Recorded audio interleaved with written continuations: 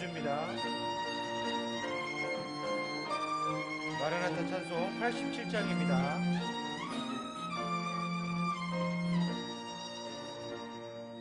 마침내 주 앞에서 시련은 다 지나고 왕관을 드리리라.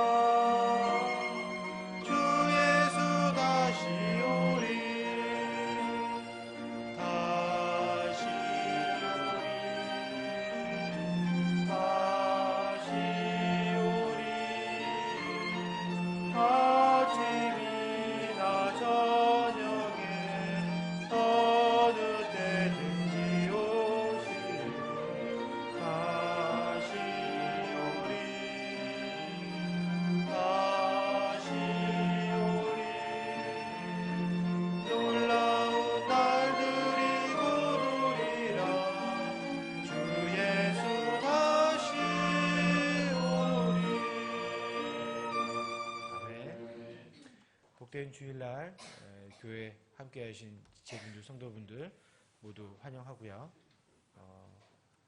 항상 누누이 말씀드립니다. 이제 그 예배 시작 전에 저희가 준비 찬양 시간을 갖고 예배를 드립니다. 예배 시간에 핸드폰 벨이 울리지 않도록 핸드폰 한번 당부 부탁드리고요. 전원을 댈 수 있으면 꺼주시면 감사하겠습니다. 자,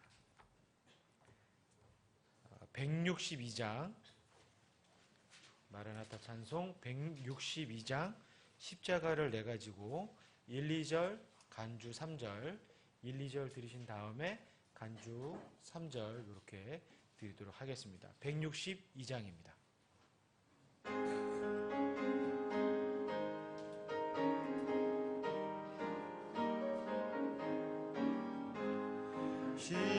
십자가를 내가지고 주를 따라가도다.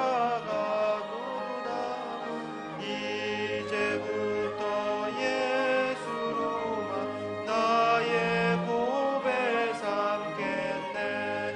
세상에서 부귀영화 모두 잃어버려도 주의 평안 영생 본막을 누리네. 주도 본요 당했으니 나도 본요 당하리. 세상 친구 간사들 예수 진실하도다. 예수 나를 사랑하사 빛난 얼굴 배우며 원수들이 미워하나 염려할 것 없도다. 간주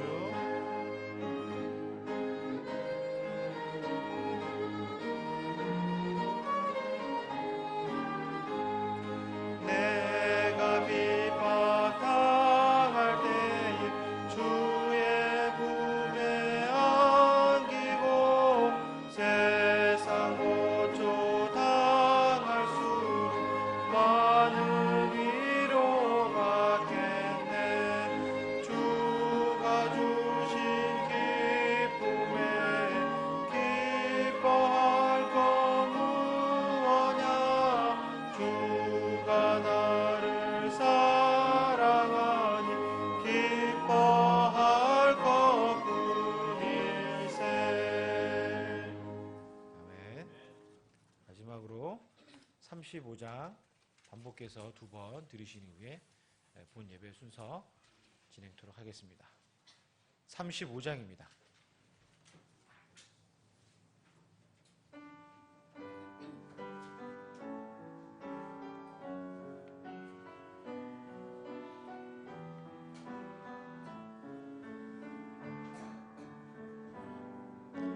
주 찬양합니다. 내 마음을 다해 주가 하신 놀라운 일들을 세상에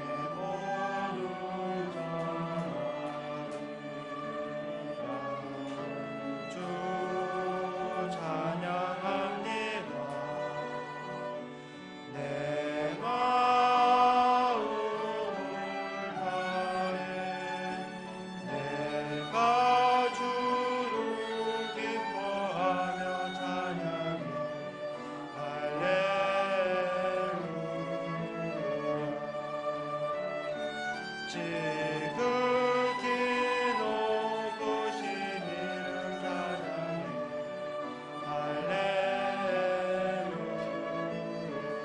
한 번 더. 주 찬양합니다. 내 마음을 다해 주가 하신 놀라운 일들 세상에 모두 전하리라. 주 찬양합니다. 내 마음을 다해 내가 주를 기뻐하며 찬양해 할렐루야. 지극히 높으신 이름 찬양해 할렐루야.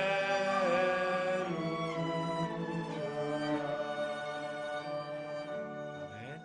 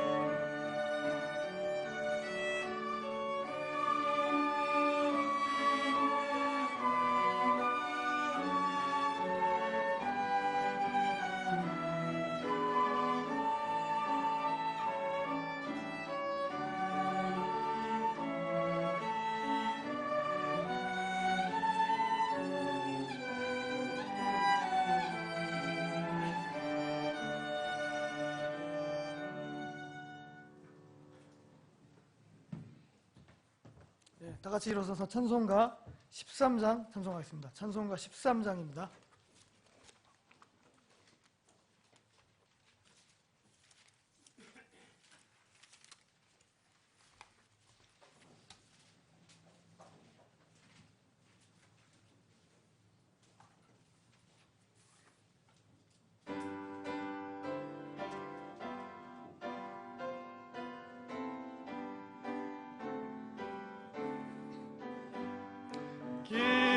기뻐하며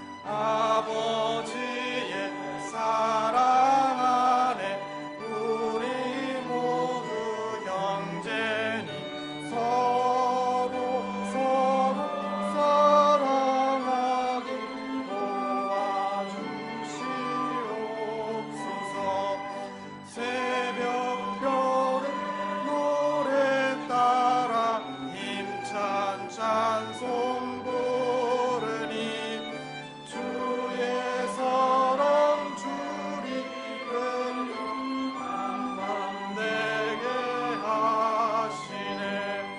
노래하며 행진하여 싸움에서 이기는 승천과 높이 불러 주께 영광 돌리세. 아멘. 기도하겠습니다. 하나님 아버지, 오늘도 우리에게 모일 수 있는 자유와 시간과 환경을 허락하여 주심을 감사드립니다. 이 세상의 삶이 갈수록 분주함을 더해가고 우리의 삶의 여유를 허락하지 않는 방향으로 치닫고 있습니다. 그럼에도 불구하고 우리는 날마다의 삶 속에서 주님과의 교제를 소중히 여기며 또 주님을 섬기는 것이 우리의 최우선이 되게 하여 주시옵소서. 모이기를 더욱 힘쓰며 경배와 찬양을 드리는 가운데 더욱더 풍성한 은혜와 평강을 허락하여 주시옵소서. 또한 이 죄악과 악이 치닫는 이 세상에서 우리가 늘 이기는 삶이 되도록 또 우리의 믿음의 강건함을 허락하여 주시고 또 다가오실 주님을 기다리는 소망으로 가득하게 인도하여 주시옵소서. 특히 우리에게 맡겨주신 자녀들을 우리가 주님의 뜻 가운데로 잘 인도할 수 있는 역할을 또 잘 감당하게 하여 주시옵소서. 오늘 예배와 말씀 가운데 은혜로 더욱 풍성히 거하여 주시기를 구하옵고 우리를 죄악으로부터 구원해 주신 은혜에 감사드리며 예수님의 이름으로 기도드립니다. 아멘. 다 같이 앉아주시고 찬송가 404장 찬송하신 후에 헌물 기도가 있겠습니다. 404장입니다.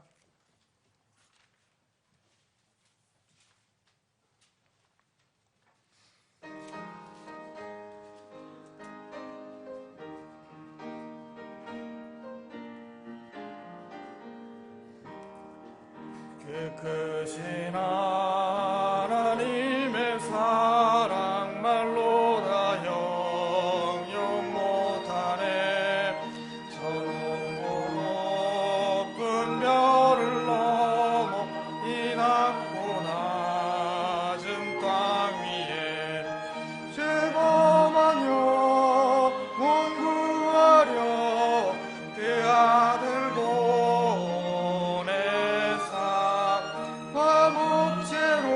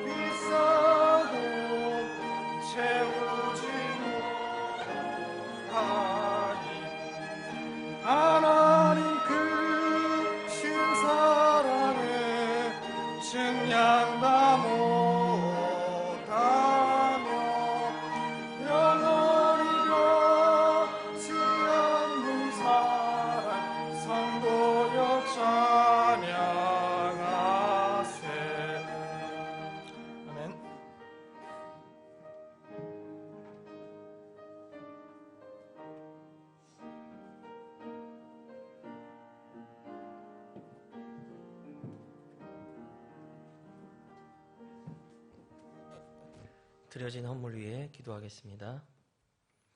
사랑과 자비가 풍성하신 하나님 아버지, 지난 한 주간도 주님의 말씀대로 악이 관영하는 이 세대로부터 우리 서울 제1침례교회 모든 지체들의 삶을 지키고 보호해 주신 주님의 은혜에 감사와 찬양을 올려드립니다. 오늘도 그 은혜에 감사하여 귀한 땀과 노력의 헌물을 주님께 드립니다. 주님께서 기뻐 받아주시고 이 작은 헌물이지만 이 고촌 지역에서 주님의 명령을 수행하는데 조금도 부족함이 없도록 주님께서 친히 사용하여 주시옵소서. 주님, 모든 나라와 민족들이 일어나 하나님을 대적하고 있습니다. 20개국의 동성간 결혼이 합법화되고 기독교계 종교인들은 서로 축복 기도문을 낭송하고 있습니다. 낙태 시술로 5천만의 아이들이 태아들이 목숨을 잃고 있습니다. 이슬람 무장단체 테러로 인해 수없이 무고한 어린이들이 목숨을 잃고 또 폭탄 테러의 가해자로 사용되고 있습니다. 이미 지옥과 같은 이 상황에서 변하지 않는 하나님의 말씀을 가진 이 주님의 교회가 어떻게 주님의 다시 오심을 준비해야 될지 지혜를 주시옵소서. 하나님의 두려운 말씀이 성취되는 만큼 더욱더 단단히 무장된 우리들이 될 수 있도록 도와주시옵소서. 혹시 구원의 끈이 헐거운 자들이 있다면 더욱더 단단히 동여맬 수 있도록 말씀으로 깨닫게 하여 주시옵시고, 세상의 염려나 실패에 힘겨워서 자기의 십자가를 내려놓는 자가 있다면 주님께서 위로하여 주시고 독수리처럼 지치지 않는 강건함을 허락하여 주시옵소서. 또 성령님께서 그 안에서 끝까지 십자가를 지신 주님의 모습을 증거하여 주시옵소서. 세상의 유혹과 죄의 지배를 받는 자가 있다면 십자가에서 흐르는 주님의 보혈을 계속적으로 증거하여 주시옵소서. 복음의 능력을 날마다 더욱더 깊이 경험하는 우리 서울 제1침례교회 모든 지체들이 되게 하여 주시옵소서. 오늘 단위에서 말씀 전하는 설교자를 축복하여 주셔서 그 말씀이 양날에 선 어떠한 검보다도 예리한 검이 되어 우리 모든 지체들의 삶의 변화를 촉구하는 능력의 말씀 되게 하여 주시옵소서. 이 모든 말씀 살아계신 우리 주 예수님의 이름으로 기도드립니다. 아멘.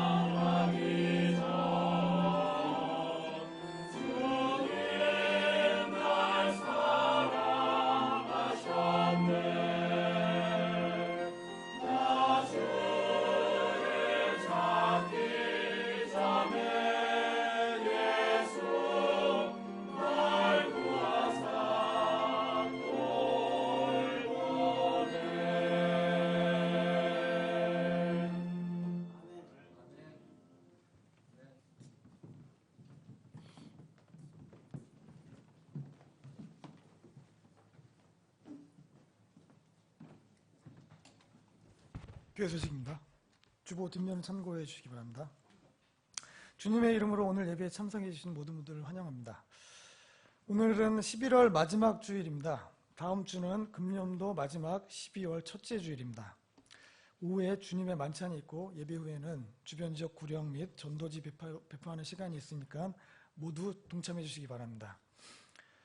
총력 전도의 날로 정한 우리 교회 창립 17주년 감사주일 12월 13일이 2주 앞으로 다가왔습니다. 전도 대상자의 이름을 놓고 기도하면서 주일 집회에 초청해 주시기 바랍니다. 멀리 부산에서 오시는 김희옥 강사 목사님을 위해서 기도해 주시기 바라고요.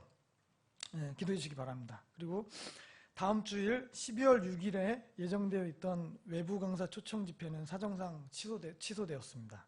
양해해 주시고 대신 창립 감사주일 예배 모임을 위해서 더욱 전도와 기도에 힘써 주시기 바랍니다.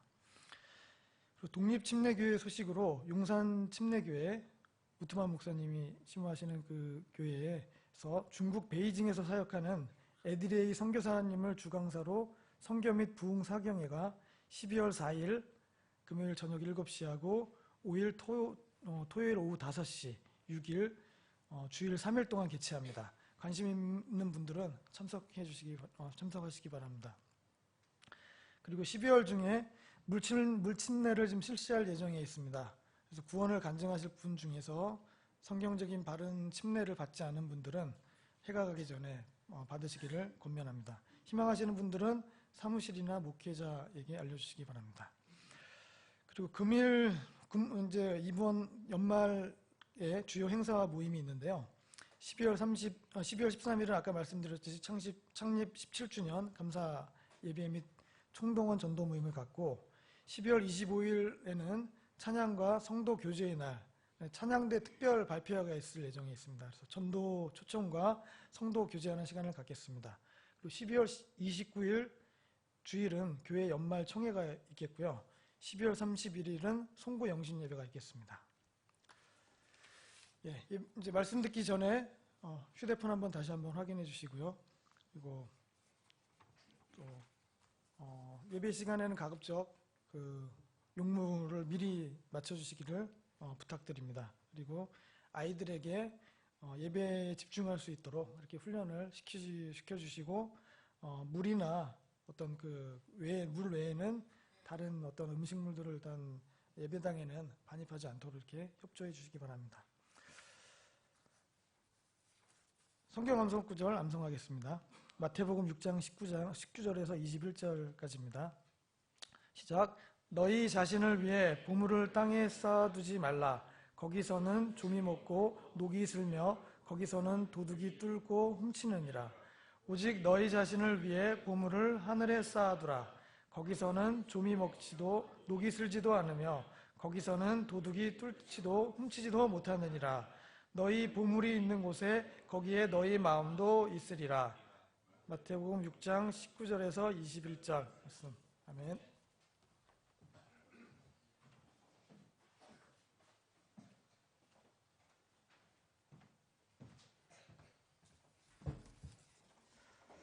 다음 주에 예정됐던 특별 강사 모임은 설교는 필리핀에서 오시는 목사님의 사정이 있어서 일단 다음 기회에 모시기로 하고 우리 교회에 오시지 못하게 됐습니다.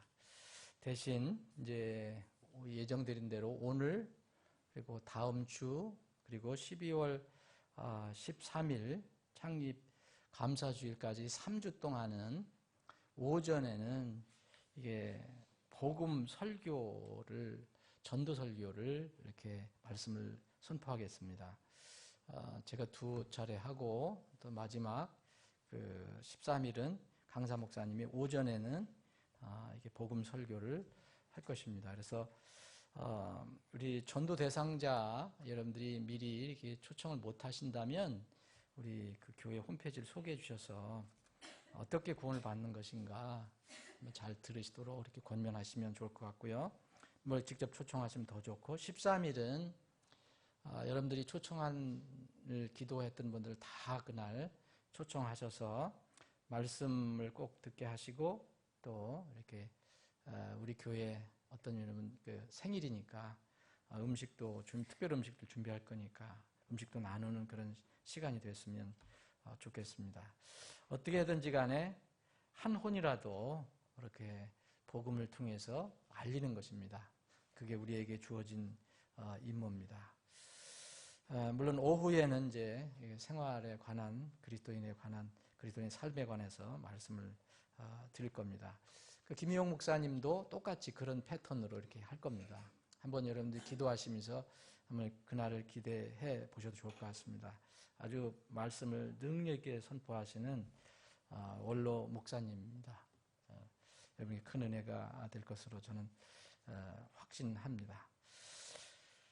12월 중에 물침례를 실시할 예정인데 이번 이제 그 복음 다시 여러분들이 복음을 다 이렇게 점검하시고 기왕에 구원받으신 분들 또 우리 자라는 아이들이 있어요. 자녀들은 언제 정확하게 언제 구원을 받고 언제 물침례를 받을지 몰라요.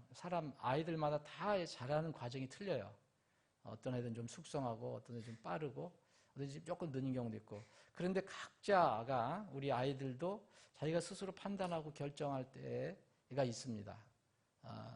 그 전까지는 하나님께서 다 받아주시지만 자기가 스스로 판단해서 이렇게 하나님을 택할 것이냐 아닐 것이냐 이런 나이가 되면 그 아이에게 책임이 있는 겁니다. 그건 또 부모에게 100% 책임이 있어요. 그래서 복음을 잘 나누시고 이번에 이렇게 우리 아이가 여러분들 자녀들 중에서 그 복음을 이렇게 받아들이고 예수님을 이렇게 영접할 수 있는 그런 개인적인 믿음이 있는 자녀라면 이번에 이렇게 침례를 이렇게 권유해 주셔도 좋을 것 같습니다. 다 같이 일어나셔서 인사 나누 시간 갖겠습니다. 자, 399장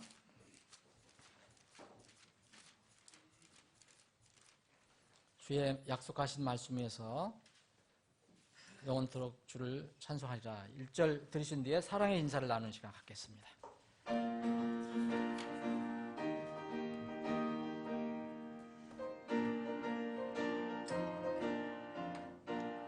주의 약속하신 말씀 위에서 영원토록 주를 찬송하리라.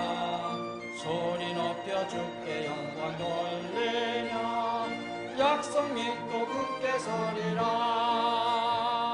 굳게 서리 영원하신 말씀 위에 굳게 서리 굳게 서리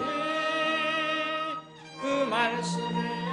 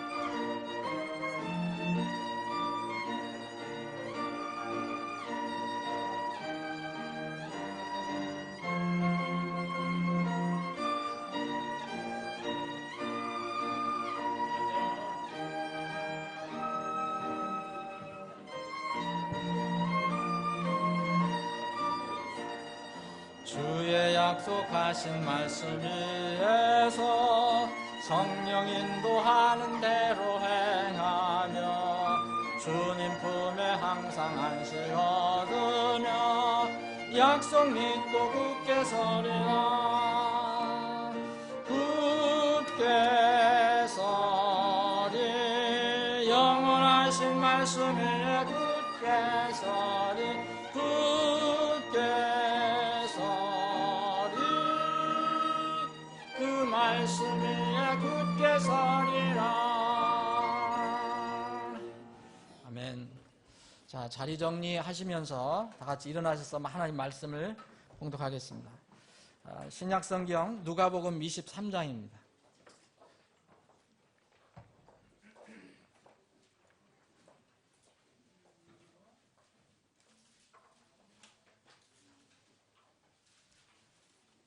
누가복음 23장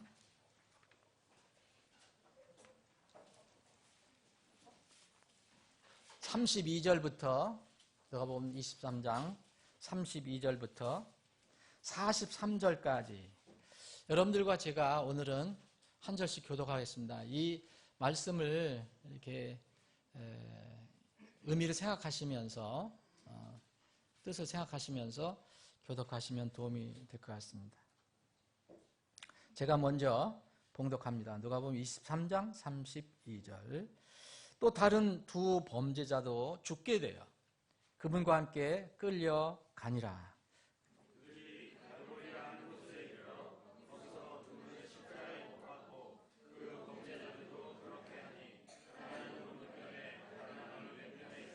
그때 예수님께서 이르시되 아버지여 저들을 용서하여 주옵소서. 저들은 자기들이 하는 일을 알지 못하나이다 하시더라. 그들이 그분의 옷을 나누어 제비를 뽑고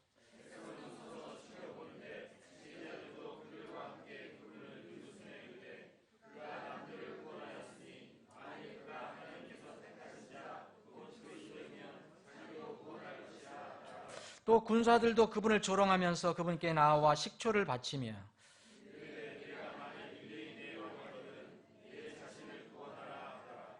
그분 위에는 그리스어와 라틴어와 히브리어로 이 사람은 유대인들의 왕이라 쓴 글도 있더라.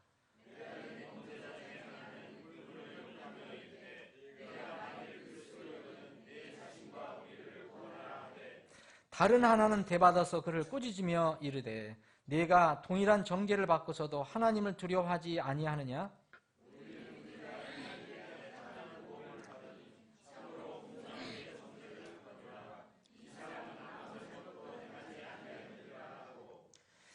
예수님께 이르되 주여 주께서 주의 왕국으로 들어오실 때 나를 기억하옵소서 하매 예수님께서 그에게 이르시되 진실로 내가 네게 이르노니 오늘 네가 나와 함께 낙원에 있으리라 하시니라. 아멘. 아버지 하나님, 복된 주일 허락해 주시고 또 이 복된 날에 또 생명의 말씀도 우리에게 허락해 주심을 감사합니다. 지금 정해진 시간에 주님께서 허락하신 말씀을 깊이 묵상하기를 원합니다. 내주하시는 성령께서 깨우쳐 주시고 또 이 말씀이 구원의 그 도구로 필요한 혼들이 있다면 지금 이 시간 주님께서 성령을 통해서 강하게 역사해 주셔서 구원의 역사가 일어나게 하여 주옵소서. 거룩하신 예수님의 이름으로 기도합나이다. 아멘. 다 앉아주시기 바랍니다. 말씀드린 대로 이제 오늘부터 이제 3주 동안은 오전에는 이제 구원의 복음을 다시 한번 상고해 볼 계획입니다. 이미 구원의 복음을 받은 분들은 우리가 여러분들이 가지고 있는 그 구원이 얼마나 소중하고 정말 놀라운 것인가를 상기하고 묵상할 수 있는 그런 시간이 되기를 원합니다. 성경 속에 이 신구약 성경 속에 한 혼이 구원받는 사례가 부지기수로 많이 이렇게 기록이 되어 있습니다. 그런데 그 구원의 사례를 여러분들이 잘 살펴보시면 여러 가지 다양한 상황이 이렇게 전개되는 것을 알 수 있습니다. 어떤 경우는 이 부분을 강조하고 어떤 부분은 저 부분을 강조하고 그런 것들을 여러분들이 발견할 수 있습니다.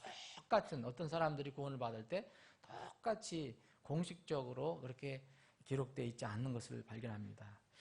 예수님께서 제자들을 부르실 때 그것도 아무것도 모르던 사람들이 예수님께서 부르셨을 때 응답해서 갔습니다. 예수님 따라갑니다.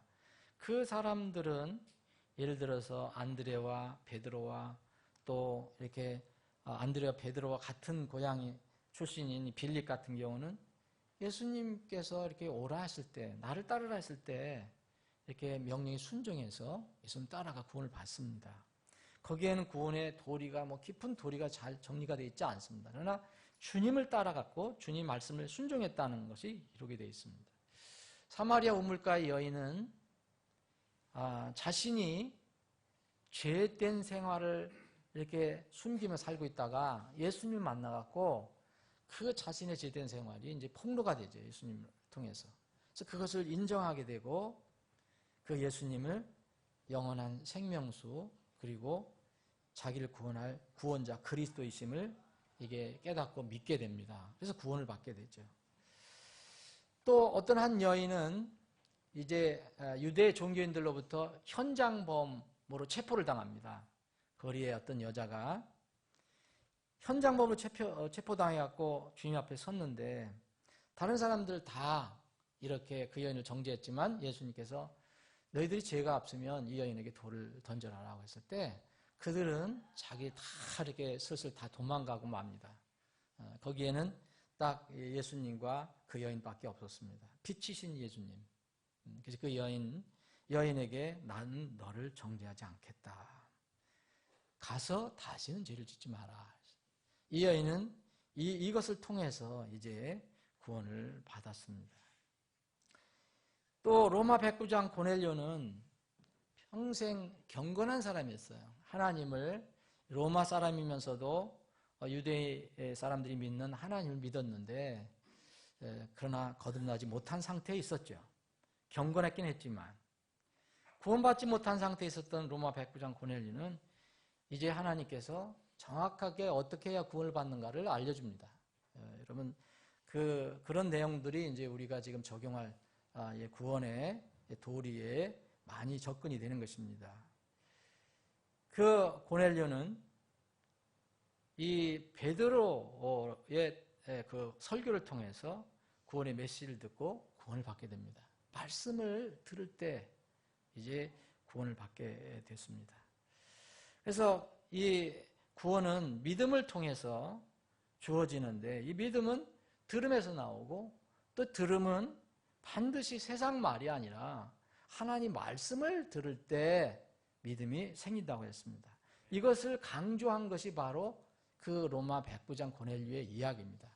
말씀을 들을 때 하나님 말씀, 대언자 이 베드로가 하나님께서 명령을 해서 가서 전하라고 했을 때 그 하나님 말씀을 전했을 때 그 고넬료가 이제까지는 하나님을 믿는다고 했지만 구원을 받지 못한 상태에 있었을 때 그 말씀을 통해서 이제 구원을 받게 됩니다. 이런 여러 가지 사례들, 엄청나게 많은 사례들 이렇게 보면 이 구원에 어떤 도리가 있다는 것을 알게 됩니다. 구원의 방법, 길이 있다는 것을 알 수 있습니다. 그 중에서 오늘 우리가 읽은 이 이야기는 제가 믿기로는 성경에 기록된 수많은 구원의 사례 중에서 가장 구원의 도리를 밝게 알려준 정말 놀라운 사건이었다. 그래서 한 사람이 어떻게 영혼의 구원을 받느냐라는 것을 이해하려면은 이 이야기를 읽는 것이 가장 효과적이지 않을까. 구원의 백미라고 할 수도 있습니다. 여기에 우리가 지금 본문에서 읽은 것처럼 십자가에 달린 두 강도가 있습니다. 두 행악자, 범죄자가 있어요. 예수님이 중간에 있고 양쪽에 이렇게 강도가 달렸습니다. 예수님 구원자입니다. 양쪽에 어떤 사람이 행악자가 달려 있습니다. 이 두 사람은 전체 인류의 분명한 모형입니다. 모형. 두 사람이 모형이라는 말이에요. 모든 인류를 대표할 수 있는 그런 모형이에요. 우리가 이 사복음서 마태, 마가, 누가, 요한을 이렇게 읽어봐도 이 행악자 두 사람, 십자가에 달린 이 행악자, 범죄자의 이력과 배경에 대해서는 성경은 알려주지 않고 있어요. 침묵하고 있어요. 분명한 것은 당시 로마법에 의해서 이 두 사람은 사형을 받을 만한 죄를 졌다는 거예요. 제일 잔혹한, 무서운, 처참한, 지난 수요일 날 예배 때도 그것을 나눴는데, 가장 무서운 죄를 지은 사람을 처형하는 극형입니다. 예수님과 함께 갈보리 언덕에서 십자가에 달렸던 이 그 두 사람은 초반에는 다 십자가에 달린 상태에서 예수님을 비난했어요. 오늘도 여기 이제 누가복음에 보면 매달린 범죄자 중 하나는 그를 욕하며 이르되 네가 만일 그리스도이든 네 자신과 우리를 구원하라. 다른 하나는 그렇게 비난하지 않은 것처럼 보이지만 여러분 마태복음 21장이나 마가복음 15장을 보면 두 사람이 처음에는 다 비난을 합니다. 근데 어느 시점에부터는 이 두 강도 중에 한 사람이 마음이 변했어요. 마음에 놀라움이 일어났어요. 변화가 일어났어요. 그래서 여기에 오늘 보니까 다른 하나는 대받아서 조금 전까지 같이 예수님을 비난했던 그 사람이 이제는 그 자기 동료 강도인지 하여튼 그 사람이 예수님을 조롱하니까 그를 꾸짖습니다. 우리가 동일한 정죄를 받고서도 하나님을 두려워하지 않느냐, 이렇게 그 사람에게 나무랍니다. 초반에는 이렇게 두 사람이 비난했는데 한 사람이 어떤 일이 일어났습니다. 그 마음에 어떤 일이 일어났어요. 심령의 변화가 일어나기 시작한 겁니다. 이 성경엔 자세히 기록되어 있지 않지만 왜 그렇게 변화가 됐느냐, 변화된 과정을 잘 설명하고 있지 않지만 이건 정말 기적 중의 기적이라고 저는 생각합니다. 정말 그 사악한 짓을 했던 사람이 그 십자가에 달려서 예수님과 대화를 몇 마디 나눴을 것입니다. 그런데 처음에는 비난하다가 이제 마음이 움직이기 시작했습니다. 결국 그는 영원한 생명을 얻는 복을 받게 됩니다. 예수님께서 친히 그의 구원을 직접 선포하십니다. 오늘 여러분 읽으셨잖아요. 네? 주님 오늘 왕국에 가시는 게, 주의 왕국으로 가시는 게 틀림없으신데 그때 날 좀 기억해 주시면 안 되겠냐. 그럴 때 예수님께서 기억해 주는 것뿐만 아니라 오늘 내가 나와 함께 낙원에 있으리라. 여러분 예수님의 입에서 이 말이 선포됐습니다. 여러분 성경 안에 수많은 구원에 대한 이야기가 나오고 있어요. 그런데 예수님께서 이것만큼 명확하게 구원을 선포하시고 보장하신 것은 없습니다. 다른 곳의 구원이 아니라는 얘기가 아닙니다. 흠이하다는 얘기가 아닙니다. 주님께서 직접 이 사람에게 이렇게 확실하게 선포한 것은 여기뿐입니다. 다른 곳에 보면 내 죄를 용서받았느니라, 이런 말씀을 여러 곳에 기록하고 있어요. 그런데 오늘 내가 나와 함께 낙원에 있으리라. 나와 함께 낙원에 있을 것이다. 너는 죽자마자 나와 함께 낙원에 있을 것이다. 이렇게 구원의 직접적인 결과를 보장하신 것은 이곳 외에는 찾아볼 수가 없습니다. 여러분 이 이야기는 그런 이유 때문에 우리 여러분들과 저와 같은 믿는 사람들에게 정말 하나님께서 우리에게 베풀으신 구원, 그것이 우리에게 베풀으신 구원이 얼마나 확실한 것인가를 얼마든지 이해할 수 있는, 또 이해하게 하는 그런 놀라운 이야기입니다. 생각해 보십시오. 십자가에 못 박혀 죽어가던 흉악범 강도가 짧은 시간에 믿고 낙원에 간다면 여러분 그가 믿었던 동일한 예수님을 우리가 믿고 있지 않습니까? 그럼 얼마나 더 확실하게 갈 수 있겠습니까? 여러분 십자가에 달려서 행악하다가 평생을 못된 짓 하다가 잠깐 이 십자가에 달려서 몇 분 만에 주님과 대화하는 것도 아니잖아요. 그래서 여기에 두 사람의 운명이 갈라지는데 한 사람은 예수님을 끝까지 조롱하고 한 사람은 우리가 죄인입니다. 나를 구원해달라고 주님께 구원의 요청을 합니다. 이 두 사형수는 모든 인류의 모형입니다. 어떤 사람이든 이 두 사람 중에 들어갑니다. 사람들이 믿든 믿지 않든 천국이 분명히 있고 지옥이 분명히 존재합니다. 믿음으로 천국에 들어가는 사람이 있는가 하면 불신으로 지옥에 들어간 사람들이 있습니다. 한쪽은 영원한 생명을 누리는 복락을 누리는 사람들이고 또 한쪽은 영원한 멸망의 고통을 끊임없이 겪어야 하는 그런 사람들입니다.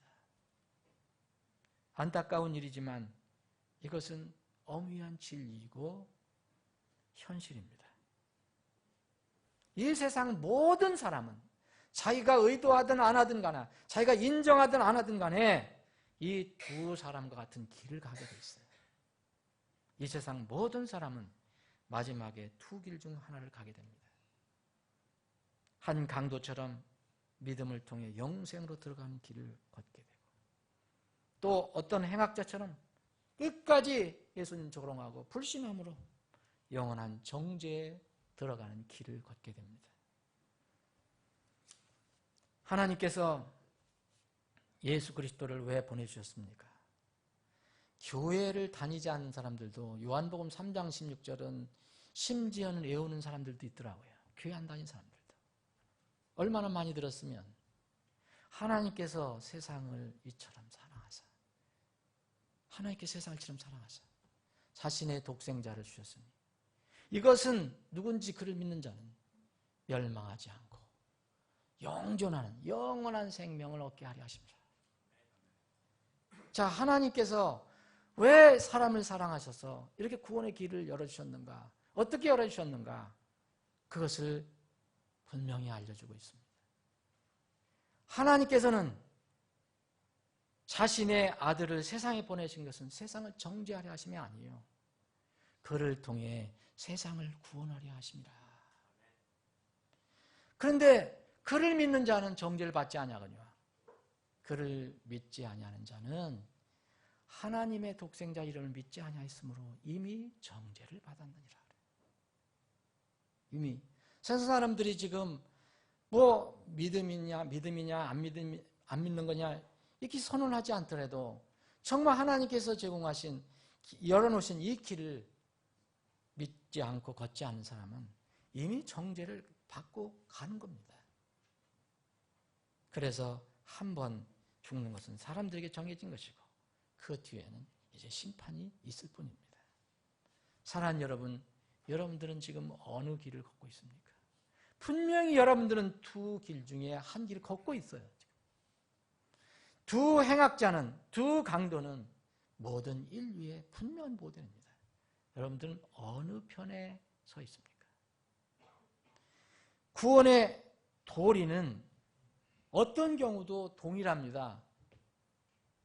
구원은 보편적이라 누구나 받을 수 있어요. 여기는 무슨 특권층만 받는 게 아닙니다. 교회를 다니는 사람만 또 구원 받는 게 아닙니다. 교회를 안 다니더라도 구원을 받을 수는 있습니다. 누구나 받을 수 있어요. 이건 보편적인 겁니다. 그래서 하나님께서 했잖아요. 세상을 이처럼 사랑하사 자신의 독생자를 주셨으니 이는 누구든지 그를 믿는 자마다 믿기만 하면 됩니다. 어려운 거 없습니다. 보편적입니다. 그리고 단순합니다. 복잡하고 어렵지 않습니다. 지금 그렇게 가르치는 교회들이 있지만 그런 것이 아닙니다. 구원은 진실로 간단합니다. 누구나 쉽게 받을 수 있어요. 여러분 그게 어렵게 받는 것이라면 이거는 하나님께서 차별하는 겁니다. 사람들을. 다만 개인이 받는 것이기 때문에 단체로 받는 것이 아니고 개인이 받는 것이기 때문에 그 개인 구원에 인격성이 있고 다양성은 존재합니다. 그러나 하나님께 정하신 구원의 방법은 개인이든 상황이 어떤 경우든 상황이 변할 수는 없습니다. 이것이 구원의 유일성입니다. 이건 타협할 수가 없어요. 배타성입니다. 구원에 변함없는 도리가 있다는 말씀입니다. 시대마다 구원받는 방법이 다른 게 아닙니다. 그렇게 주장하는 분들이 있는데 그건 잘못된 것입니다. 예수님은 태초부터 창세부터 피를 흘리신 어린 양으로 계셨습니다. 시대마다 구원의 도리가 다른 것이 아니고 경륜에 따라 구원의 방법이 다른 것이 아닙니다. 어떤 사람들은 구약의 구원 방법은 다르고 신약 다르고 또 앞으로 환란기에 다르다라는데 그건 정말 예수님의 피를 무시하는 겁니다. 강도의 구원은 특별한 사건이지만 모든 인류가 구원받을 수 있는 구원의 도리, 길, 방법을 제시하는 겁니다. 몇 가지만 살펴보겠습니다. 우선 4가지를 살펴봅니다. 구원은 도대체 뭐냐? 여러분, 구원은 영혼의 구원을 얘기합니다. 몸의 구원을 얘기하는 게 아닙니다. 몸의 구원은 나중에 자동적으로 영혼의 구원을 받은 사람은 구원을 받게 되어 있습니다. 사람들이 이것 때문에 이 구원을 가볍게 여기는 겁니다. 영혼의 구원을 먼저 받는 겁니다. 사람은 짐승하고 동물하고 달라요. 하나님의 숨을 가지고 있는 사람, 하나님의 호흡을 가지고 있는, 하나님의 영을 가지고 있는 사람들이에요. 그렇기 때문에 먼저 영혼이, 내면이 구원을 받아야 돼요. 몸이 구원받는 건 불에서도 구원받을 수 있고 물에서도 구원받을 수 있고 병에서도 구원받을 수 있지만 그렇다고 해서 혼이 구원받는 건 아닙니다. 죽을 병이 걸려서 극적으로 몇 번 벗어났어도 그건 영혼의 구원은 아닙니다. 영혼의 구원은 뭘 구원을 받는 거냐? 여러분, 뭐로부터 구원을 받는 겁니까? 죄가 있기 때문에 영혼에 문제가 있는 겁니다. 그래서 죄로부터 구원을 받는다고 성경은 말하고 있습니다. 예수님께서 이 땅에 오신 목적이 무엇입니까? 마태복음 1장 27절에 그녀가 아들 낳으니 너는 그의 이름을 예수라 하라. 예수라는 것은 구원자란 뜻입니다. 구원자, 구원해주는 사람. 이는 그가 자기 백성들을 그들의 죄에서, 그들의 죄들에서 구원할 것임이라. 예수님이 오신 것은 사람들을 죄들에서 구원하기 위해 오신 것입니다. 무척 중요한 복음입니다. 그 결과로 마귀의 속박에서 벗어나고, 그 결과로서 하나님의 진노에서 벗어나고, 그 결과로 지옥의 형벌에서 벗어나게 된 겁니다. 그래서 우리는 죄에서 구원을 받았다 할 때 지옥의 형벌에서 구원을 받았다라고도 이야기하는 겁니다. 지옥의 형벌에서 어떻게 구원을 받습니까? 죄에서 먼저 구원을 받았기 때문에 그 결과물로서 지옥의 형벌에서 구원을 받는 것입니다. 예수님은 마가복음 9장에 보면 절대로 지옥 가지 말라고 3번씩이나 강조하셨어요.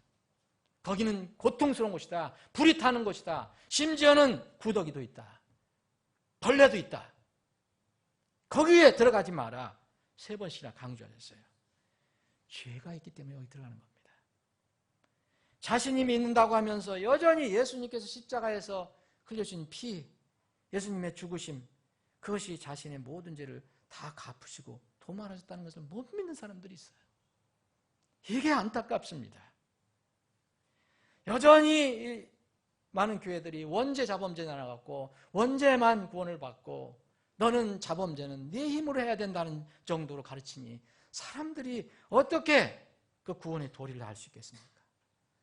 죽었다 깨어나도 방법이 없습니다. 자기가 자범한 것을 무슨 죄로 갚을 수 있습니까? 모든 죄는 예수 그리스도의 피가 없으면 불가능합니다. 피 흘림이 없으면 죄사함이 없다고 했지 않습니까? 어떻게 자기가 고백을 한다라도 그 죄가 용서될 수 있습니까? 예수님의 피가 근거가 되니까 고백을 해야 죄가 용서되는 거죠. 그럼 원죄만 갚아지고 자범죄는 갚아지지 않았다면 그건 무엇으로 다 갚을 것입니까?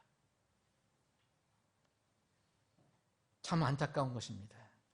세상의 죄를 제거하시는, 세상의 죄를 지고 하시는 하나님의 어린 양이라고 했지 무슨 원죄만 지고 하시는 하나님의 어린 양이라고 했습니까? 세상의 죄는 모든 죄가 들어있는 것입니다. 여러분의 죄가 들어있습니다. 여러분들이 알고 있는 죄든 모르고 있는 죄든 모든 죄가 들어있는 것입니다.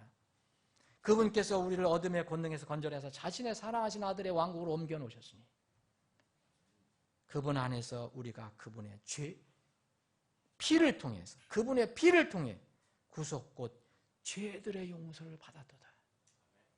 우리 죄들의 용서를 받은 것입니다. 원죄, 자범죄, 우리가 알고 있는 죄, 모르고 있는 죄 주님께서 다 가져가신 겁니다. 만약 남아있으면 우리는 희망이 없습니다. 구원은 죄로부터 구원을 받는 것입니다. 그렇기 때문에 이 구원을 받는 것은 믿음이라는 것이 필요합니다. 그 믿음을 통해서 하나님께서는 우리에게 구원의 선물을 주시기 때문입니다. 그런데 자기가 죄인이라는 것을 이렇게 인정하지 못한 이 한 강도는 하나님께서 아무리 선물을 주시려고 해도 선물이 들어갈 통로가 없습니다. 구원의 선물은 반드시 믿음의 통로를 통해서 하나님께서 주십니다. 하나님께서 구원의 선물을 주시려고 해도 자기가 죄인이라는 것을 인정하지 않기 때문에 그 통로가 막혀버리는 것입니다. 이에 반해 다른 한 강도는 짧은 시간이었지만 예수님 말씀을 듣고 자신이 죄인인 것을 알게 되었어요. 분명히 말하지 않습니까? 네가 동일한 정죄를 받고서도 하나님 두려워하지 않았냐? 우리는 우리가 행한 일에 합당한 보응을 받으니 참으로 공정하게 정죄를 받거니와. 이 강도는, 이 행악자는 자기가 큰 죄를 지어서 이제 죄의 싹스를 받는다는 것을 알게 되었습니다. 그것을 인정했습니다. 여러분, 그렇게 되면 다음 단계는 뭡니까? 저분이 죄가 없으신 분이라는 걸 알고 저분이 구원자라는 걸 알면 그분께 매어달리는 거 아닙니까? 그래서 주님, 예수님께서 여쭈는 겁니다. 주여, 주께서 주의 왕국으로 들어오실 때 나를 기억하옵소서. 정말 이렇게 구원을 요청한 겁니다. 이것이 구원의 요청입니다. 간절히 요청했습니다. 자기 영적 상태가 정말 곤궁하다, 비참한 상태다. 이것이 결정이 되면, 주님이 오시면 이 상황으로 끝나면 나는 비참한 상황에 떨어진다.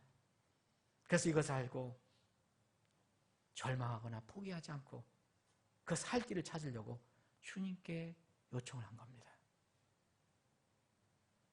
그분이 오직 나를 구원하실 유일한 분이라는 것을 알고 요청한 것입니다. 이것이 구원의 길입니다. 그래서 구원은 반드시 죄로부터의 구원입니다. 영혼 구원이라는 것은 죄로부터의 구원입니다. 두 번째는 구원은 오직 예수 그리스도, 그분을 통해서만 구원을 받을 수 있습니다. 그분의 피를 통해서만 구원을 받을 수 있습니다. 구원은 하나님과 그리스도를 믿는 믿음을 통해서 그리스도, 예수 그리스도, 이분을 믿는 것을 통해서 얻는 것입니다. 다른 사람들 안에는 구원이 없나니 하늘 아래서 우리를 구원할 다른 이름을 사람들 가운데 주지 아니하셨느니라. 다른 데 찾아볼 것이 없습니다. 하나님이 정하신 것입니다. 예수님께서 이 의심 많은 도마에게 얘기합니다. 내가 곧 길이요 진리요 생명이, 나를 통하지 않고는 아무도 아버지께 오지 못하느니라. 타협이 없습니다. 지금 이 세상에서는 기독교는 뭐 편협하고 독선적이라 하지만 그런 면에서는 하나님은 최고의 독선입니다. 다른 방법 없습니다. 여러분, 알라나 마호메트나 석가, 공자, 맹자 나름대로 좋은 점이 있을 것입니다. 훌륭한 점이 있을 것입니다. 성모 마리아, 교황 나름대로. 그런데 이런 사람들 통해서는 절대로 구원을 받을 수가 없습니다. 그래서 이런 교리를 가진 사람들은 구원을 영영 못 받는 겁니다. 에베소 1장 7절에 그 사랑하신 자 안에서 우리가 그분의 풍성한 은혜를 따라 그분의 피를 통해 구속 곧 죄들의 용서를 받아도다. 그분의 풍성한 은혜를 통해서 우리가 구원을 받는 것입니다. 세 번째는 구원은 오직 믿음을 통해서 은혜로 받는 것입니다. 은혜는 다른 말로 하면, 쉬운 말로 하면 선물입니다. 여러분, 선물과 상품을 잘 분별하셔야 돼요. 선물, 상품. 여러분, 백화점이나 가게에 가서 돈 주고 사는 것은 상품이에요. 그런데 누가 여러분을 사랑해서, 여러분들 좋아해서, 여러분들에게 어떤 사람이 아무 대가 없이 주는 것은 선물입니다. 상품과 선물은 분명히 차이가 있습니다. 하나님께서 우리에게 구원을 주시는 것은 그렇게 선물로 주신 겁니다. 이게 은혜라는 것입니다. 은혜는 내 공로가 들어가는 것이 아닙니다. 내 값이 들어가는 것이 아니에요. 절대적으로 상대방에서 주는 것 그대로, 그게 100%입니다. 그래서 어떤 사람이 조금이라도 자기 행위나 공적을 의지하려면 그 사람은 결코 구원을 받을 수가 없습니다. 믿음은 행위가 다른 것입니다. 그래서 구원의 선물을 받기 원하는 사람은 하나님을 무엇으로 바라보느냐? 그냥 믿음으로 바라보는 겁니다. 사랑하는 여러분, 구원받기가 어렵다고 생각하십니까? 어떤 사람들은 정말 구원받기 어렵다고 생각하는 것 같습니다. 교회 구원 받으라, 예수님 믿으라 그러면 교회, 나는 때가 되면 교회 가는데 이때가 되고 뭐 그래도 좀 뭐가 되고 난 뒤에 뭐 다 끝나고 난 뒤에 또 돈도 생기고 난 뒤에 간다. 하나님이 돈 받으시는 분은 아닙니다. 하나님께서 돈을 주고 구원을 파시는 분은 아니에요. 하나님께서 구원을 받을 수 있는 방법을 어렵게 만들어 놓았다면 이 세상에서 구원받은 사람, 모든 사람이 구원받을 수가 없습니다. 못된 죄를 지어서 사형 언도를 받았습니다. 이 십자가에 달리는 강도는, 십자가에 죽어야 하는 그 강도가 구원을 받았다면, 오늘 내가 나와 함께 낙원에 있으리라, 이런 확실한 보장을 받았다면 죄가 너무 커서 하나님의 구원을 받지 못한 사람, 이 세상에 한 사람도 없습니다. 너무 구원받는 절차가 너무 복잡해서 나 못 받겠다, 그런 사람은 한 사람도 있을 수 없습니다. 또 강도가 평생 동안 불신앙 속에 살다가 죽기 전, 얼마 전, 길어야 한 3시간, 4시간. 여러분, 이 강도가 처음에는 비난했다고 그랬죠? 예수님? 근데 죽을 때쯤, 숨이 거둘 때쯤은 구원을 받습니다. 그러면 정말 평생 못된 짓 하고 나쁜 짓 하고 살다가 이 십자가에 달리게 되는데, 그렇게 살다가 길면 서너 시간, 짧으면 몇 분 만에 분명하게 구원을 받았다면, 너무 늙어서, 너무 어려워서, 너무 오래 걸려서, 너무 늦어서, 너무 빨라서 받지 못한 사람 세상에 있겠습니까? 그런 사람 세상에 한 사람도 없습니다. 이 이야기는 그래서 소중한 이야기입니다. 구원의 백미입니다. 이건 마음의 문제예요. 마음이 열리고 겸손히 주님 앞에 서서 주님께서 주시는 선물을 받느냐 안 받느냐. 여러분, 아무리 사랑하는 사람이 여러분들에게 선물을 주려 해도 그 사람이 선물로 안 받으면 그건 선물이 될 수가 없는 겁니다. 거기다가 꼭 값을 치르고 내가 받겠다, 그건 상품이 되는 것이고요. 그 선물을 거절하면 그 사람이 준 선물은 그 사람에겐 선물이 될 수가 없습니다. 하나님께서 어떤 사람 평생 동안 모든 것을 다 포기해라, 천국에 가려면. 그래서 산속이나 수도원에 가서 맨날 매시간 하나님을 섬기고 그렇게 해야 된다.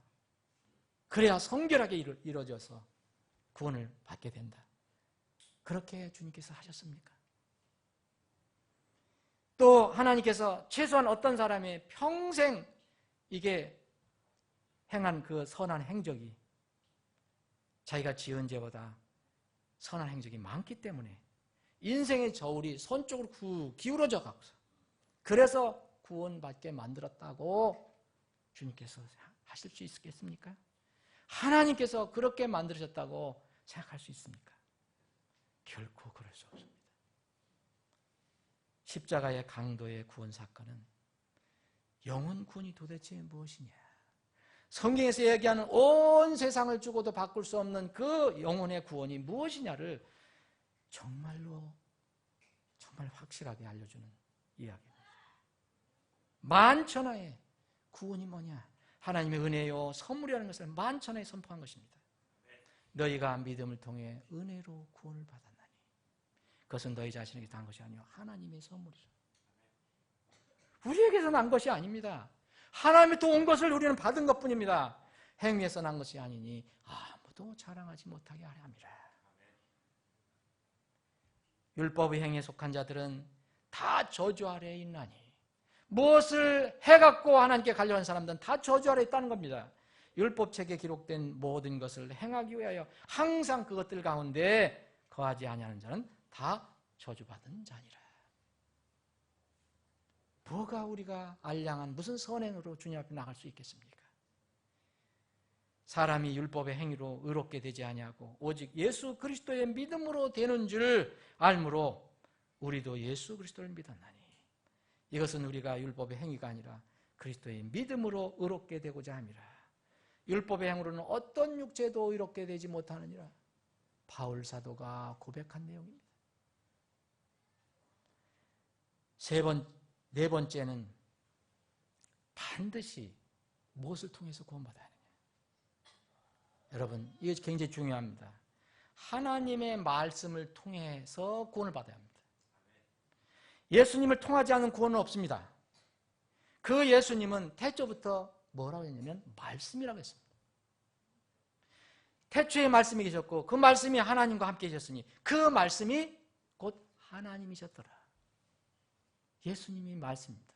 예수님을 통하지 않고서는 하나님께 갈 수 없다는 것은 말씀을 통하지 않고서는 갈 수 없다는 겁니다.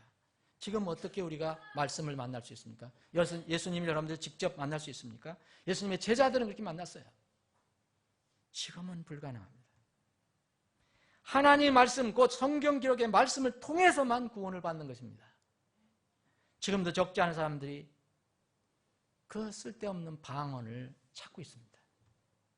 방언을 한다고 하나님이 자기의 무슨 구원의 확신을 주셨다는 겁니다. 이건 난센스입니다. 이건 큰 문제입니다. 이건 나중에 정말 잘못됐다는 것을 알고 통곡할 사람들입니다. 방언을 한다고 환상과 꿈에 예수님을 만났다고 보았다고 계시를 받았다고 기도하는데 무슨 음성을 들었다고 그게 구원받는 것은 전혀 아닙니다. 십자가의 행악자 꿈꾼 적 없습니다. 계시받은 적 없어요. 방언한 적 없어요. 십자가의 행악자도 예수님의 말씀을 듣고 믿고 그날 바로 낙원에 들어갔습니다. 너희가 다시 태어난 것은 썩을 씨에서 난 것이 아니요 썩지 않을 씨에서 난 것이니 영원히 거하는 하나님의 말씀으로 된 것이니라. 어떻게 사람들이 거듭날 수 있습니까? 하나님의 말씀 그것으로만 거듭날 수 있습니다. 살리는 것은 영이니 육은 아무것도 유익하게 하지 못하니라. 내가 너에게 이르는 말들이 영이요 생명이라. 예수님께서 친히 하신 말씀입니다. 요한복음 6장 63절 말씀. 예수님의 입에서 나온 말씀이 영이고 생명입니다. 육은 아무것도 유익하게 할 수가 없습니다. 살리는 것은 예수님의 입에서 나오는 말씀입니다. 그것을 듣고 강도가 십자가에서 죽기 전에 변화가 일어난 겁니다. 사도행전 11장 14절에 보면 로마 백부장 고넬료가 그렇게 뭔가를 진리를 찾기를 원했습니다. 하나님께서 그의 기도를 듣고 한 천사를 보냅니다. 로마 백부장 고넬료에게 뭐라고 가서 알려줬냐면 너는 시몬 베드로를 찾아가라. 시몬 베드로를 찾아가라. 그래서 그가 한 말대로 하라. 곧 그가 무슨 말을 하는가. 그 말씀을 들으라고 하면서 한 말이 이 말입니다. 사도행전 11장 24절에 보면 그가 네게 말씀들을 전하리니 그 말씀들로 너와 네 온 집이 구원을 받으리라. 바로 고넬료의 온 가족은 베드로가 선포한 대신 전한 하나님의 말씀들로 그 집이 다 구원을 받게 된 것입니다. 이와 같이 하나님께서 확고하게 정해놓으신 이 구원의 도리에서 벗어난 것은 하나님께서 인정하시는 구원이 아닙니다. 여러분 잘 생각해야 합니다. 다만 사람이 구원이라고 착각하고 있는 것뿐이에요. 저는 사람들을 만날 때마다 일반 교회 다닐 사람들 말하면 그 구원의 확신을 가지고 있지 못하는 것을 금방 발견하게 됩니다. 다 그렇다는 것은 아닙니다. 여러분 마지막 때 주님께서 심판하실 때는 사람이 판단하는 거 아닙니다. 왜 많은 사람들이 구원받지 못한 상태로 드러나 있습니까?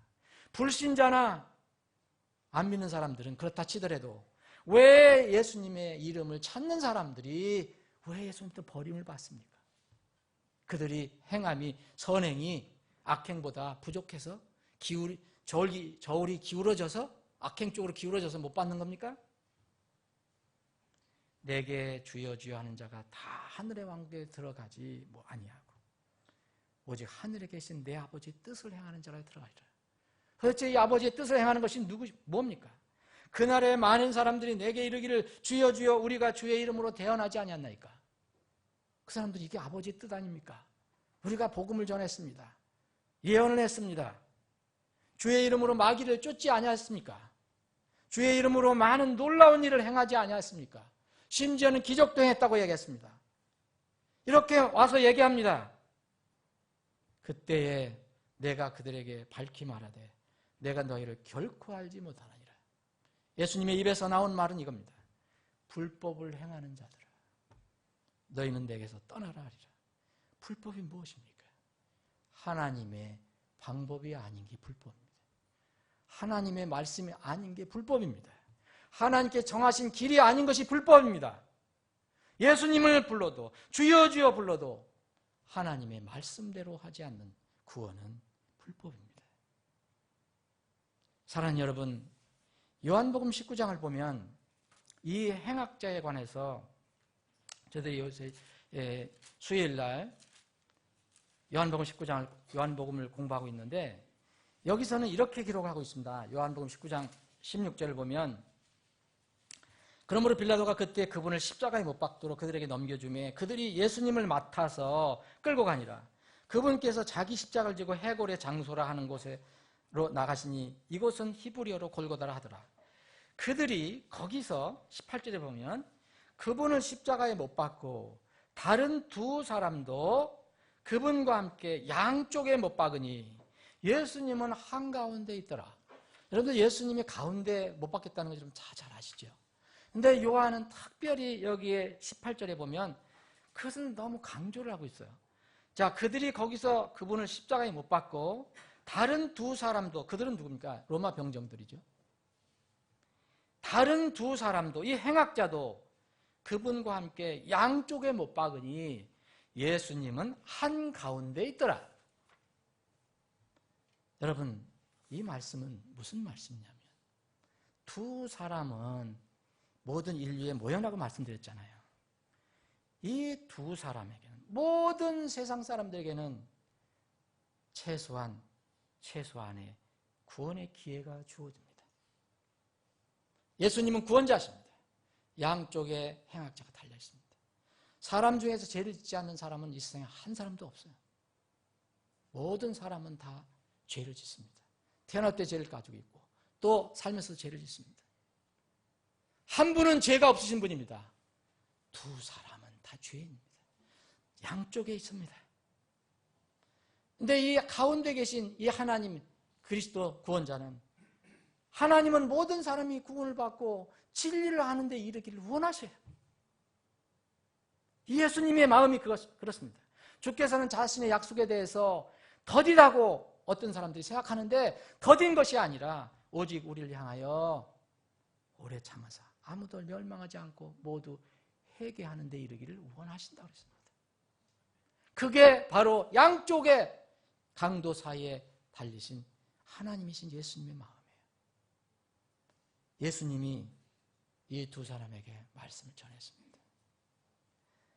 여러분, 이 강도 두 사람은 예수님이 좌우에 배치됐다고 분명히 얘기하고 있습니다. 네? 왜 예수님께서 그들 가운데서 못 박히셨는지, 왜 로마 군사들이 그렇게 배치했는지는 몰라요. 그들이 왜 그렇게 했는지는 저는 모르겠습니다. 그런데 결과적으로는 두 강도는 차별 없이 동등하게 예수님 말씀을 들을 수 있는 위치에 서게 됐습니다. 모든 세상 사람들은 똑같습니다. 누구든지 예수님의 하나님 말씀을 듣게 돼 있어요. 자연을 통해서든 양심을 통해서든 세계 역사를 통해서든 무엇을 통해서든지 전도를 통해서든 안 듣는 사람은 없습니다. 만약 예수님이 한쪽 끝에 달리셨다면, 양 강도가 있고 이 끝에 달려있다면 불평하는 사람이 있을 것입니다. 하나님 앞에서 항의한 사람이 있을 수 있을 겁니다. 예수님이 양쪽 끝에 달려있으면 예수님 그 옆에 있는 사람이 얘기하는데 기력도 없으시고 힘이 들면 저쪽에 마지막인 사람 못 들을 수 있을 것입니다. 특권 중입니다. 그 사람은 구원받는데. 그런 거 없습니다. 왜 예수님이 중간에 달리셨겠습니까? 예수님이 한쪽 끝에 달리셨다면 한 사람 예수님과 대화를 나누기 어려웠을 것이고 예수님 말씀 듣기도 쉽지 않았을 것입니다. 그런데 인류를 모형으로 하는 이 두 강도에게 똑같은 동일한 기회가 주어졌습니다. 복음은 남녀노소 빈부귀천 차별 없이 누구에게나 전해지고 들을 수 있는 겁니다. 차별이 없습니다. 주님을 알고 믿을 수 있는 기회는 모든 사람에게 반드시 주어지기 때문에 기회가 없어서 믿지 못했다고 하는 사람은 이 세상에 한 사람도 없습니다. 아무도 변명할 수 없다고 성경은 선언합니다. 그분의 보이지 아니하는 것들, 곧 그분의 영원하신 권능과 신격은 창세로부터 분명히 보이며 만들어진 것들을 통해 깨달을 수 있나니 그러므로 그들이 변명할 수 없느니라. 변명할 수 없느니라. 요한복음 1장 9절에 이런 말씀이 있습니다. 그 빛은 참빛으로 세상에 들어오는 모든 사람을 비추느니라. 여러분 세상에 안 들어온 사람이 있습니까? 여러분 태어나고 나서 공중에서 사는 분 있습니까? 그 빛은, 그 예수 그리스도의 빛은 참빛으로 세상에 들어오는 모든 사람을 비춘다고 얘기했습니다. 사람은 자신에게 빛이 비춰질 때 빛을 사랑할 것인지 어둠을 사랑할 것인지 그것을 선택하는 것이 믿음입니다. 두 강도는 똑같은 기회가 주어졌습니다. 빛이 비춰졌습니다. 한 강도는 빛을 미워했습니다. 한 강도는 빛을 사랑하기 시작했어요. 이것이 바로 믿음의 문제입니다. 왜 사람들이 마지막 죄인의 신분에서 벗어나지 못하고 정죄 심판을 받습니까? 왜 정죄를 받습니까? 요한복음 3장 19절은 정죄는 이거라고 얘기합니다. 정죄는 이것이니 곧 빛이 세상에 왔을 때 사람들이 자기 행위가 악함으로 빛보다 어둠을 더 사랑한 것이니라. 사실 다 그런 것입니다. 빛보다 어둠을 더 사랑한 것입니다. 자기 육신, 그 즐거움, 그것을 못 내려놓는 것입니다. 빛을 미워하고 어둠을 더 사랑했다는 것은 자신의 옛 육신의 죄된 소욕을 못 버리겠다는 겁니다. 빛으로 나오기 싫다는 것입니다. 그 사람들이 바로 자신이 변화되는 것을 싫어하는 것입니다. 이어서 요한복음 3장 20절, 21절 보면 이는 악을 행하는 자마다 자기 행위를 책망받을까 염려하여 빛을 미워하고 또 빛으로 나오지 아니하기 때문이라. 그러나 진리를 행하는 자는 빛으로 나오느니 요한복음 3장 21절 굉장히 중요한 말씀입니다. 그러나 진리를 행하는 자는 빛으로 나오나니 이것은 자기 행위가 하나님 안에서 이루어졌음을 나타내야 합니다. 우리가 무슨 능력이 있습니까? 우리가 믿는 것이 무슨 우리가 큰 능력이 있어서 무슨 공로가 있으면 믿는 게 아닙니다. 우리가 잘나서 믿는 것이 아닙니다. 우리가 진리를 행한다는 것은 빛으로 나오는 건데 이것은 우리가 믿는 것, 우리의 행위가 세상이 아니고 내 안이 아니고 하나님 안에서 이루어졌다는 것을 나타내려는 것입니다. 그게 진리를 따르는 것입니다. 사랑하는 여러분, 여러분 어둠에서 진리의 빛으로 나온 적 있습니까? 빛으로 나온 것은 내 행위가 세상에서 이루어진 것이 아니라 바로 하나님 안에서, 곧 하나님의 은혜 안에서 이루어졌다는 것을 드러내는 것입니다. 우리 공로는 아무것도 없습니다. 말씀을 정리를 하겠습니다. 예수님께서는 이 세상에서 가장 소중한 것이 뭐냐? 여러분, 돈도 아닙니다. 권력도 아닙니다. 명예도 아닙니다. 그건 다 날아갈 것입니다. 가장 소중한 것은 한 사람 한 사람의 혼입니다. 영혼입니다. 하나님께서 그렇게 말씀하셨습니다. 돈은 잃어버리면 다시 찾을 수도 있어요. 다시 벌 수도 있어요. 그런데 혼은 한번 잃어버리면 심판이 되면 끝납니다. 방법이 없습니다. 그래서 온 세상을, 이 온 우주 만물을 다 주고도 바꿀 수 없는 것이 뭐냐? 각 개인의 영혼이라는 겁니다. 마태복음 16장 26절에 사람이 만일 온 세상을 주고도, 온 세상을 얻고도 자신의 혼을 잃으면 그에게 무슨 유익이 있냐? 누가 물으신 겁니까? 하나님이신 예수님 물으신 겁니다. 이 물음에 조롱하고 답하지 않은 사람들은 나중에 평생 울 것입니다. 사람이 만일 온 세상을 얻고도 자신의 혼을 잃으면 무엇이 그에게 유익이 있냐? 사람이 무엇을 주어서 자기 혼을 대신하게 할 수 있느냐? 사랑하는 여러분, 이 말씀을 어떤 방법으로 듣는 여러분, 인터넷을 통해든 홈페이지를 통해서 어떤 듣는 여러분, 자신의 영원한 운명에 대해 도박하지 말기를 권면합니다. 도박하지 마십시오. 확률 게임 하지 마십시오. 인생을 도박하는 사람, 투기하는 사람, 가장 어리석은 사람입니다. 사랑하는 여러분, 여러분 중에 혹시 여러분 인생에 대해서 도박하고 있는 분 없습니까? 천국과 지옥을 애써 부인하고 죽으면 그만이라는 것을, 그 죽으면 그만이야, 아무것도 없을 것이야, 여기에다가 고집스럽게 베팅하고 있는 분 없습니까? 어리석은 것입니다. 정말 어리석은 사람들입니다. 죽으면 바로 자신이 지옥에 처해 있는 것을 알고 처절하게 울게 될 날이 옵니다. 복음을 듣고도 무시해버리고 자신의 불신앙의 인생에 어리석은 도박을 걸었던 사람들 이야기가 성경에 기록되어 있습니다. 그 중에 하나가 어떤 부자입니다. 그는 어리석은 도박을 한 사람입니다. 평생 잘 먹고 잘 살았습니다. 재밌는 일 많이 했어요. 유흥방탕 많이 했어요. 그는 도박을 걸은 겁니다. 죽어도 죽으면 끝이야. 그런데 그 부잣집 앞에 살던 거지는 이 복음을 듣고 받아들였습니다. 어리석은데 베팅하지 않았습니다. 하나님 말씀에 베팅했습니다. 똑같이 죽었습니다. 거지는 아브라함의 품에 안겼습니다. 천사를 통해서 천국에 들어갔습니다. 부자는 도박을 걸었죠. 죽으면 아무것도 없을 것이야. 그런데 그 도박이 헛된 것으로 드러났습니다. 똑같이 죽었습니다. 죽었는데 웬일입니까? 눈을 뜨게 됐습니다. 누가복음 16장 22절 이하를 여러분들 읽어보시죠. 부자도 죽어 묻히게 되었더라. 그가 지옥에서 고통 중에 눈을 들어 소리를 지르며 이르되 내가 불꽃 가운데 고통을 받나이다. 잘못 베팅한 사람, 도박을 잘못한 사람, 인생을 잘못 산 사람입니다.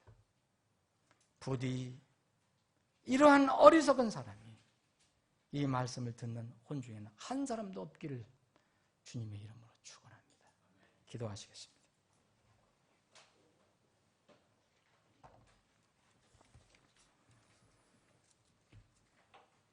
여러분들 말씀을 들은 분 중에서 정말 예수 그리스도를 여러분의 개인의 구원자로 진실하게 마음으로 인정하고 받아들이지 못한 분이 있다면 정말 도박하지 말기를 바랍니다. 미루지 마시길 바랍니다. 지금 결단하시기 바랍니다. 누구나 쉽게 그 은혜의 선물을 받을 수가 있습니다. 왜 고집합니까? 하나님이 사람보다 위대합니다. 사람의 생각이 하나님의 지혜를 뛰어넘을 수가 없습니다. 부디 자신이 죄인이라는 것을 인정하고 그 죄 문제를 온전히 해결해 주시기 위해서 십자가에서 피 흘려 죽으신 예수 그리스도를 여러분의 개인의 구원자와 주로 모셔드리기를 정말 간절한 마음으로 권면합니다.